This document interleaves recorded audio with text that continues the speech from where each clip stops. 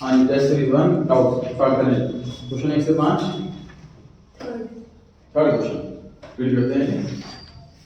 At the time of admission of partner who decides the share of profit of new partner out of firms profit. जब नए partner का admission होता है, किसी firm में कोई नया पार्टनर आ रहा है,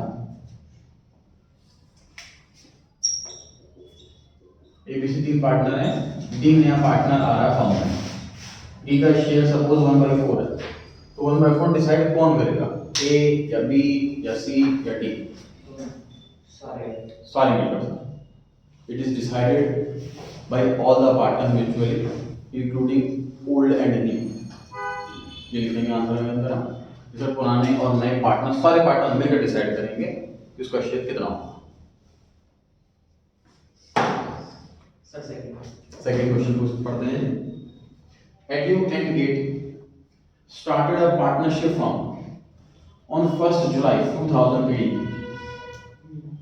तो सर तब भी ध्यान रहे कि साल के बीच में बिजनेस स्टार्ट हो रहा, तो हर चीज हमें कम मंथ्स की देनी है। पार्टनर की सैलरी हो, कम महीने की इंटरेस्ट ऑन कैपिटल हो, कम महीने का, जब कोई डेट आ जाए तो डबल अलर्ट हो जाए। They agreed that Gate was entitled to a commission of 10% of the net profit after charging Edu's salary of 2500 per quarter and Gates commission. Net profit दिया हुआ है जी 227500। तो ये 1 मार्क का क्वेश्चन है, इसलिए कोई फॉर्मेट वाला काउंट नहीं मांगा हुआ। 227500, इसमें से माइनस करने वाले हैं सैलरी 25 इंटू कितना करूं,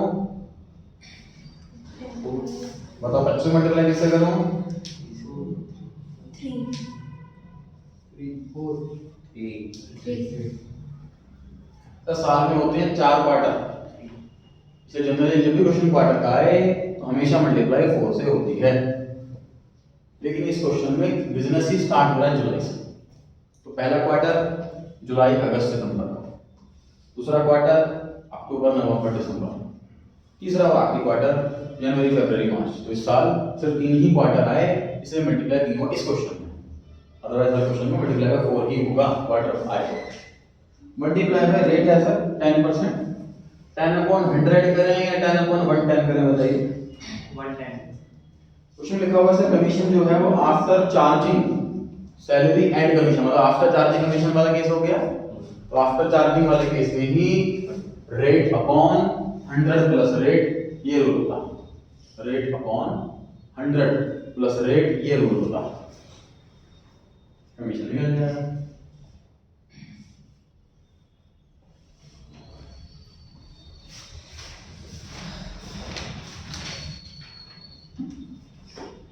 डाउट 1 से 5 सर फिर पढ़ें।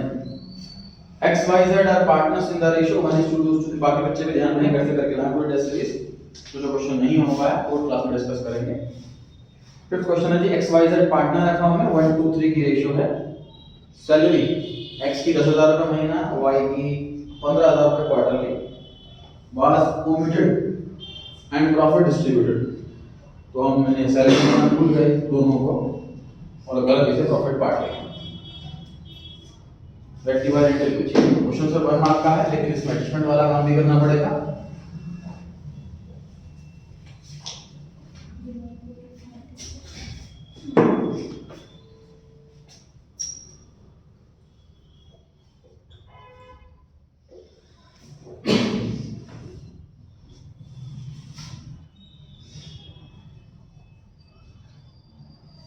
Statement showing past adjustment, table की हेडिंग है, नोट करें, टेबल बनाएं। Statement showing past adjustment. Profit गलत तरीके से बांट दिया है तो नॉर्मली ऐसे केस में प्रॉफिट वापस लेते हैं पहले हम, फिर उस गलती को ठीक करते हैं, फिर बचा हुआ प्रॉफिट सही रेशियो में बांटते हैं। लेकिन अगर प्रॉफिट गलत रेशियो में नहीं बटा तो प्रॉफिट वापस ले या ना ले, दोनों तरीके सही है, दोनों तरीकों से आंसर सेम आता है। प्रॉफिट वापस लेकर सॉल्व करें या प्रॉफिट बिना लिए सॉल्व करें। इस क्वेश्चन में से प्रॉफिट दे ही नहीं रखा, प्रॉफिट वापस लेना है कि नहीं लेना, कंफ्यूजन ही नहीं।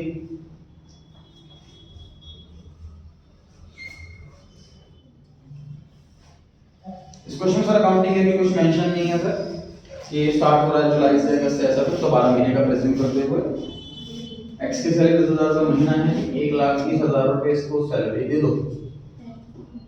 वाई की है 15,000 रुपये क्वार्टरली, तो 60,000 रुपये इसको सैलरी दे दो। इसको डेबिट क्रेडिट के फॉर्मेट से भी बनाया जाता है, प्लस माइनस की वजह, दोनों तरीके ठीक है। डेबिट क्रेडिट वाला फॉर्मेट भी ठीक है, प्लस माइनस वाला फॉर्मेट भी ठीक है। केस वाले में दोनों फॉर्मेट दे रखे हैं, जो आपको कंफर्टेबल लगे। मुझे ये ज्यादा इजी लगता है, इसलिए मैं इसे कराता हूँ। अब ये सैलरी हमें देनी चाहिए थी, नहीं दी, तो ये 1,80,000 रुपये एज अ प्रॉफिट बढ़ गया होगा। हमने सैलरी खर्चा नहीं लिखा, प्रॉफिट ज्यादा आ गया होगा, कितना प्रॉफिट एक्स्ट्रा बढ़ गया होगा, प्रॉफिट वापस ले लो।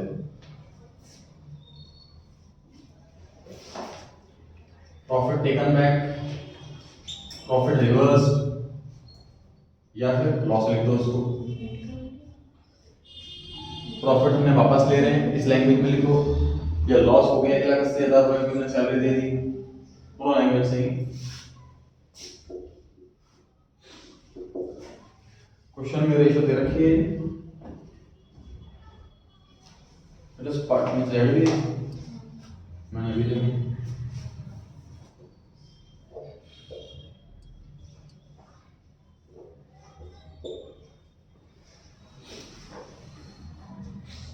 सैलरी सिर्फ दो ही की है, एक्स और वाई की, जेड की सैलरी नहीं है। रेशियो दे रखी है जी 1:2:3।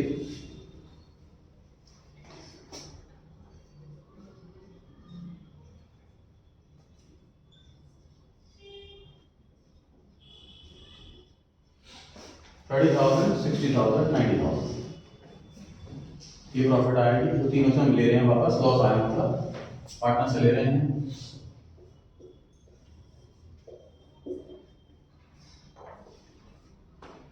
अब जो सैलरी पार्टनर बोल, सबसे ज्यादा फायदा किसको हुआ? सबसे ज्यादा फायदा जेड को हुआ, को सैलरी मिली नहीं थी, प्रॉफिट सबसे ज्यादा था उसका, प्रॉफिट सबसे ज्यादा था उसका 3/6, आधा प्रॉफिट भी खाया था।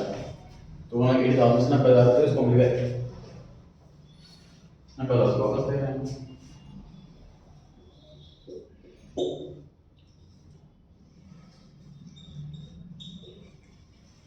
सबसे ज्यादा लॉस हो रहा था सर एक्स को।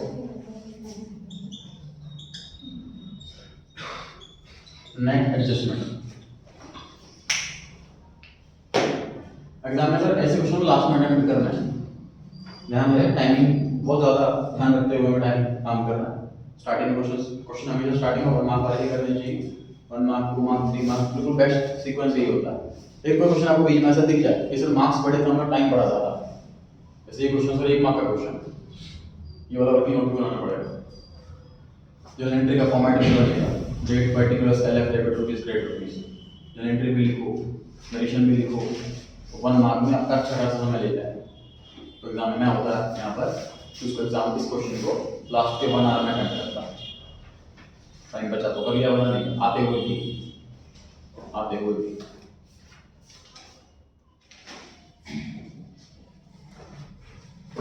तो एंट्री लिख लीजिए सर, जेड्स कैपिटल अकाउंट डेबिट, जेड के अकाउंट से पैसा काटना है, इसको डेबिट में बैठाओ। To X capital account, X को पैसा देना है, कैपिटल बढ़ानी है, इसे क्रेडिट में बैठाओ। जेड्स capital account debit to X capital account 90,000।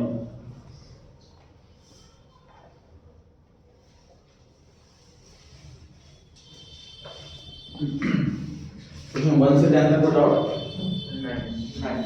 9 question पढ़ लेते हैं। Company forfeited 500 shares of ₹100 issued at 40% premium।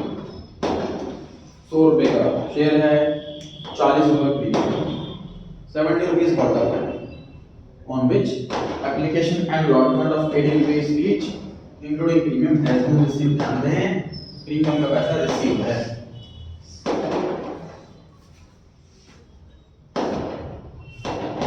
Out of these 200 shares were reissued for 65 rupees per share, 75 rupees paid up। कितना कैपिटल रिजर्व में आएगा? तो क्वेश्चन में सिर्फ और सिर्फ कैपिटल रिजर्व का अमाउंट पूछा हुआ है।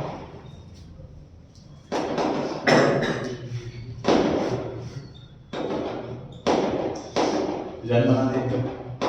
पहले हम निकालते हैं amount forfeited per share, minus करते हैं discount on reissue per share, multiply करते हैं नंबर ऑफ शेयर री इशूड से, ऐसे निकलता है कैपिटल।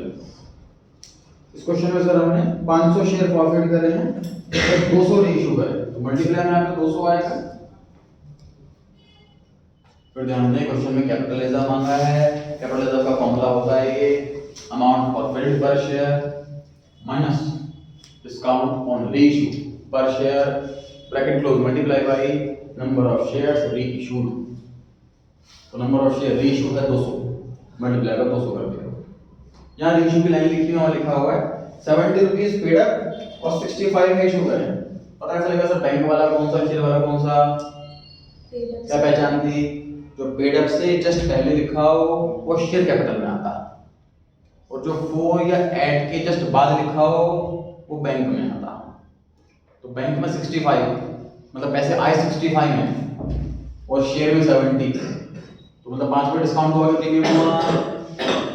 डिस्काउंट हुआ। पर चीज़ में 65 में बेच दी, तो माइनस के बाद यहाँ पर आता है डिस्काउंट, यहाँ पर आता है 5 रुपये का डिस्काउंट माइनस के बाद। माइनस से पहले क्या आता है sir? Amount forfeited per share. Including होता है प्रीमियम या एक्सक्लूडिंग होता है प्रीमियम? एक्सक्लूडिंग होता है। शेयर फॉरफिचर में जो अमाउंट आता है वो एक्सक्लूडिंग प्रीमियम होता है। इस शेयर में कितने पैसे जमा करें? 80 रुपीज। प्रीमियम कितना जुड़ा हुआ है इसके अंदर? 40। तो एक्सक्लूडिंग प्रीमियम कितना हुआ? 40। अमाउंट जो हमने फॉरफिट करा है प्रीमियम हटाकर वो हुआ 40 रुपये। अमाउंट जो हमने फॉरफिट करा है प्रीमियम हटाकर वो हुआ 40 रुपये। तो 35 इंटू में 200 7,000 रुपये डी ऑप्शन आता है।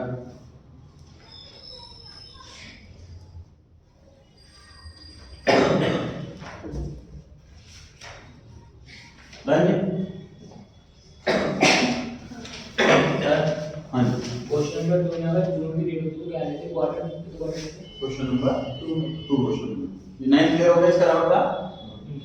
अब सेकंड क्वेश्चन पर आ गया।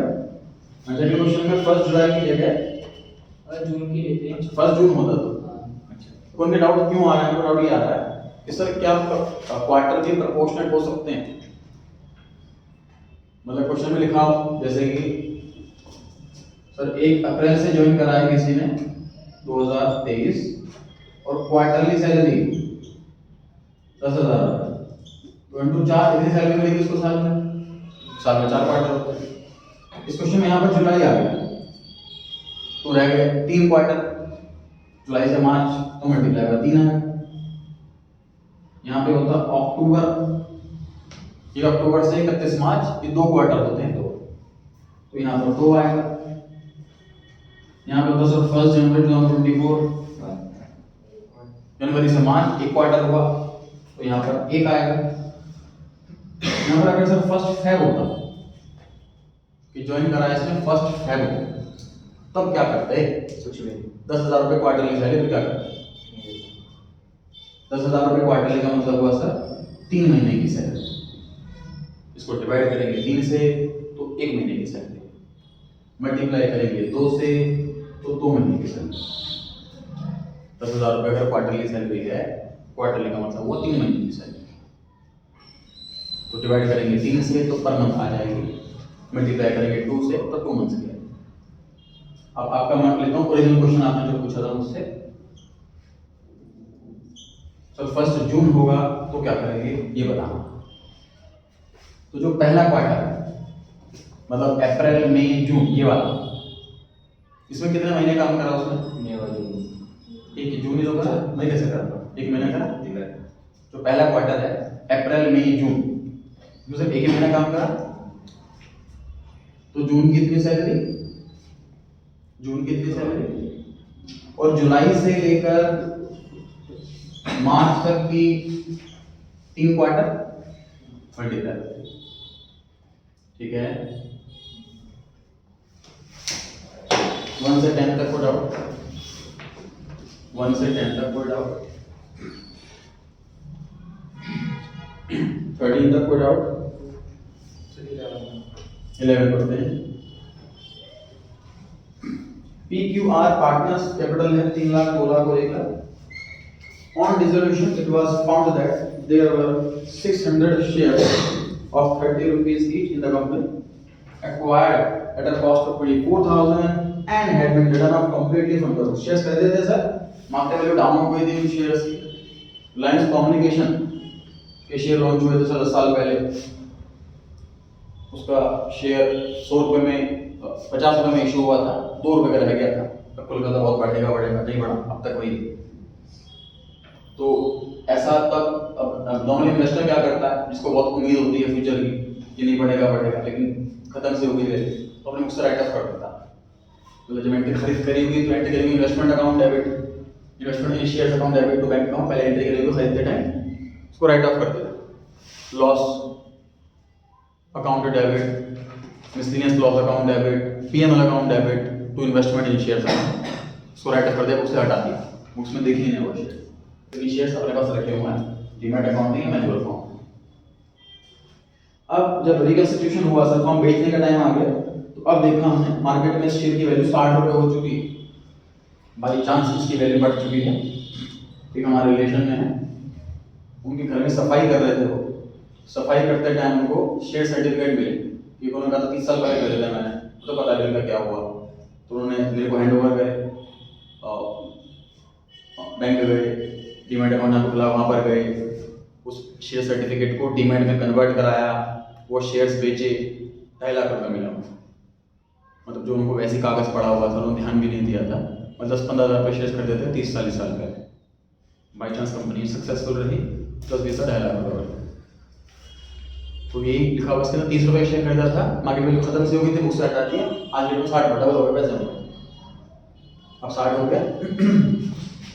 और उन्होंने पार्टनर्स ने वो अपनी प्रॉफिट शेयर रेशियो में बांट लिया। कैपिटल डिस्ट्रीब्यूशन में करते हैं क्या सर, मुझे बताओ स्टेप 1 में है कि स्टेप 2 में है, याद है कुछ? स्टेप 1 क्या होता था, एम्प्टी द बैलेंस शीट खाली करो। और स्टेप 2 होता था एडजस्टमेंट्स, जो एडजस्टमेंट है, एडिशनल इंफॉर्मेशन है जो बैलेंस शीट के अंदर की आइटम नहीं। तो स्टेप 2 में क्या होता था, क्या करते थे, स्टेप 2 में आंसर कैसे करते थे, ट्रांजैक्शन पढ़ के पता लगाओ पैसा आ रहा है कि जा रहा है। पैसा आ रहा है बैंक डेबिट, पैसा जा रहा है बैंक क्रेडिट, अपोजिट रिलेशन। अगर पैसा ना आ रहा ना जा रहा, तो फिर क्या करना है, तो चेक करो कि पार्टनर रिसीवर है कि गिवर। रिसीवर है तो डेबिट है रिसीवर, गिवर है तो क्रेडिट है गिवर। बताओ इस क्वेश्चन में पार्टनर रिसीवर है कि गिवर? रिसीवर सर, शेयर्स ले रहा है, डेबिट है रिसीवर।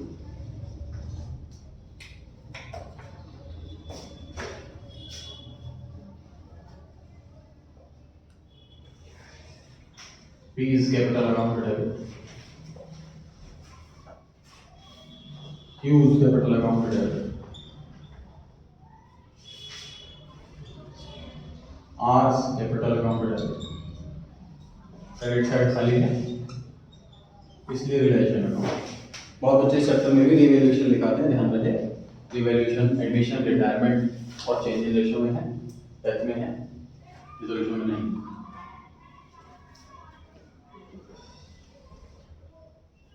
600 शेयर है, 60 रुपए का एक। जब मैनेजमेंट पढ़ रहे होते हैं तो मैनेजमेंट वाला अमाउंट ही लिखते हैं अपनी एंट्री के अंदर, हम कंपेयर नहीं करते। क्वेश्चन में लिखा हो बिल्डिंग बिक गई 4 लाख की, तो हम नहीं झांकेंगे बैलेंस शीट में बिल्डिंग कितने की थी, कम की थी कि ज्यादा की थी, प्रॉफिट हुआ कि लॉस हुआ, ये चीज हमें चेक नहीं करनी।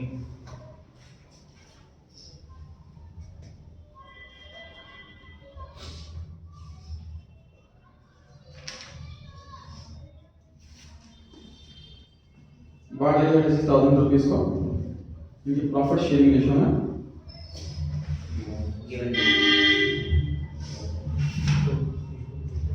गिवन नहीं है, कैपिटल रेशियो में लिखा है, सब नहीं लिखा होगा ना, ठीक है। इक्वल के पास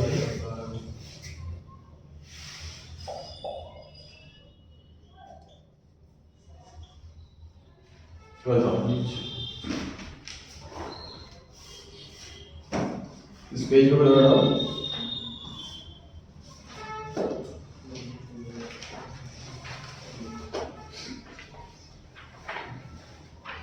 क्वेश्चन 14 या 15 में से हो जाओ। डाउट के टाइम ध्यान रहे आपको करना क्या है, कोई क्वेश्चन घर पे सॉल्व करने बैठे नहीं हो पाया तो थोड़ा बहुत टॉपिक का क्वेश्चन रिवाइज करें उस चैप्टर के अंदर से, रिकॉर्डिंग दोबारा देखो, क्वेश्चन देखो, सॉल्यूशन देखो और टॉपिक रिवाइज करने की कोशिश करो। फिर कोई पॉइंट नहीं हो पा रहा है, क्लिक नहीं कर पा रहा है तो उसको क्वेरी पे लेकर आना।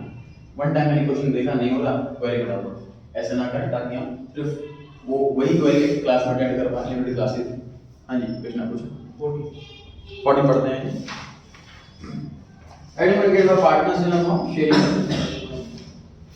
ratio and losses equally. Profits and losses है।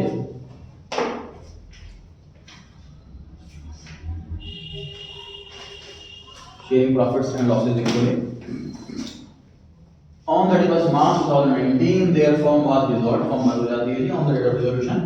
Their balance sheet showed stock of 60,000, credit of 70,000. तो एक liability जैसे information they the. After transferring stock and credit relation, the following transaction took place. मतलब step 1 complete कर चुके हैं, ये stock credit और बाकी चीजें रियलाइजेशन में ट्रांसफर कर चुके हैं। स्टेप 1 कंप्लीट हो चुका है। अब हम स्टेप 2 पढ़ा। पॉइंट 1 में लिखा है Edu took over 40% of the stock at 20% discount। तो परसेंटेज पे ध्यान ना दें, पहले एंट्री में फोकस करें। सर हम स्टेप 2 पर हैं। स्टेप 2 में क्या करते हैं सर? हम सबसे पहले पैसे ढूंढते हैं। पैसा आ रहा है तो कैश डेबिट, पैसा जा रहा है तो कैश क्रेडिट। इस ट्रांजैक्शन में कैश इन्वॉल्व नहीं है, ना पैसा आ रहा है ना पैसा जा रहा है। इस क्वेश्चन में पार्टनर इन्वॉल्व है। पार्टनर में क्या चीज चेक करते हैं सर? वो रिसीवर है या गिवर। तो डेटर पार्टनर स्टॉक लेकर के जा रहा है तो वो रिसीवर है, डेबिट द रिसीवर।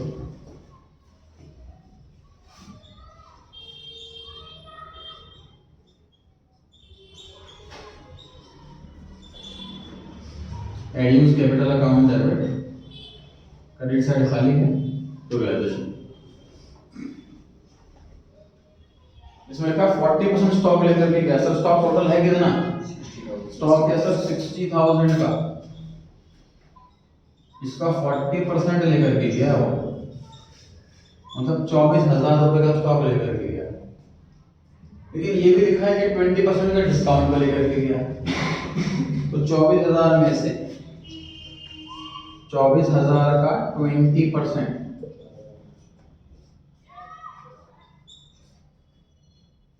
ये भी लेस कर दो। 24,000 में से 24,000 का ही 20%, जो कि आएगा 4,800, वो माइनस कर दीजिए, बचा 19,200। ये हुआ फाइनल इशू प्राइस।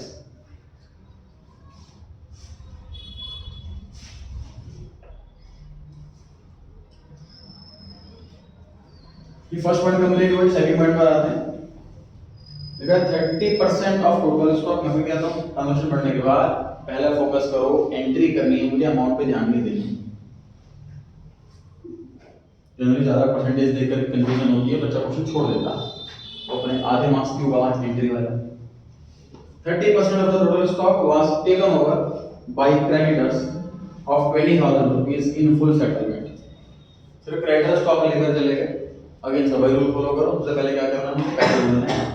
पैसा आ रहा है तो कैश डेबिट, पैसा जा रहा है तो कैश क्रेडिट। इस क्वेश्चन में ना पैसा आ रहा है ना कैश जा रहा है। अगला स्टेप क्या होता है सर? पार्टनर का नाम ढूंढो। पार्टनर रिसीवर है या गिवर? रिसीवर है तो डेबिट, गिवर है तो क्रेडिट। इसमें ना पार्टनर रिसीवर है ना पार्टनर गिवर है, नो एंट्री। पॉइंट नंबर 2 में नो एंट्री। स्टॉक अकाउंट भी हम क्लोज कर चुके हैं स्टेप 1 में, क्रेडिटर अकाउंट भी हम क्लोज कर चुके हैं स्टेप 1 में, इसलिए अल्टीमेटली नो एंट्री हुई। Point number 3, remaining stock was sold for cash at a profit of 25%। चर्चा अमाउंट तो बाद में करेंगे, पहले एंट्री फोकस करते हैं। स्टेप 2 में हैं हम। हमारा पहला काम क्या होता है? पैसे ढूंढना। पैसा आए तो कैश डेबिट, पैसा जाए तो कैश। इसमें क्या हो रहा है? पैसा आ रहा है कि जा रहा है? आ रहा है, तो पैसा डेबिट करो।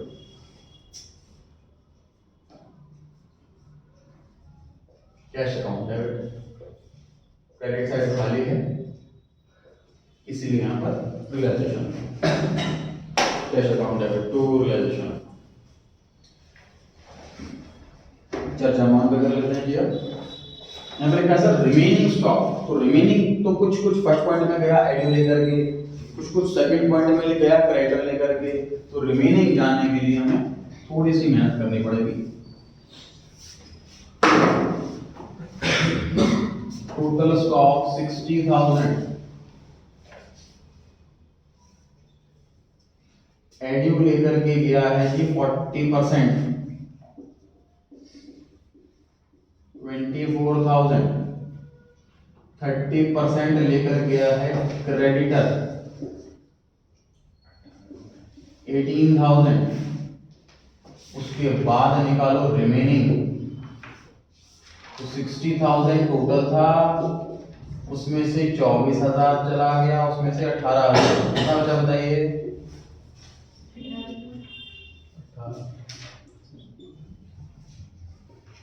18,000। इसको परसेंटेज से भी निकाल सकते थे, लेकिन दो दो तीन परसेंटेज में कंफ्यूजन ना हो जाए, मैंने इसका नहीं बताया।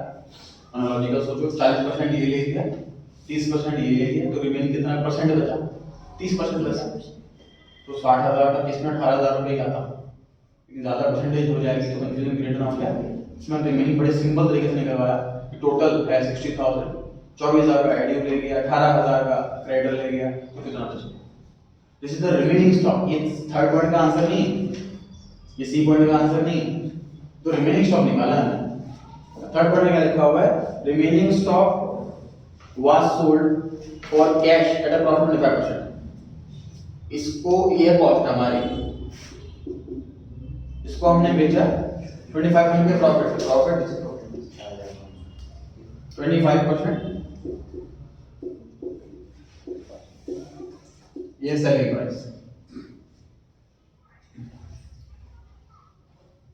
18,000 रुपीज की कॉस्ट, 18,000 का 25%, 4,500 रुपीज, ये हुआ प्रॉफिट। कॉस्ट में प्रॉफिट जोड़ो तो आएगा selling price. This is the actual selling price, यही अमाउंट हमारी एंट्री में आएगा। 22,500, 22,500।